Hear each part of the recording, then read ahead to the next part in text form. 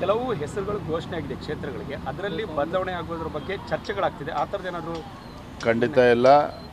ಒಂದ್ಸಲ ಚುನಾವಣೆ ನಮ್ಮ ಸಮಿತಿ ಒಂದ್ಸಲ ಅಂತಿಮ ನಿರ್ಧಾರ ಕೈಗೊಂಡ್ಮೇಲೆ ಯಾವುದೇ ಬದಲಾವಣೆ ಆಗ್ತದೆ ಅಂತ ನನಗಂತೂ ಅನಿಸೋದಿಲ್ಲ.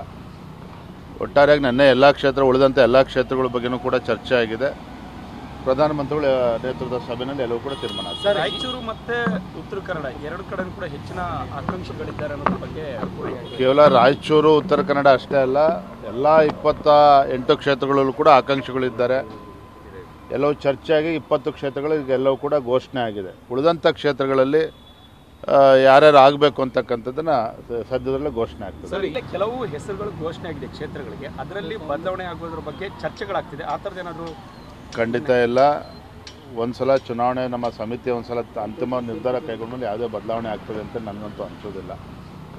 ಒಟ್ಟಾರೆಯಾಗಿ ನನ್ನ ಎಲ್ಲ ಕ್ಷೇತ್ರ ಉಳಿದಂಥ ಎಲ್ಲ ಕ್ಷೇತ್ರಗಳ ಬಗ್ಗೆನೂ ಕೂಡ ಚರ್ಚೆ ಆಗಿದೆ.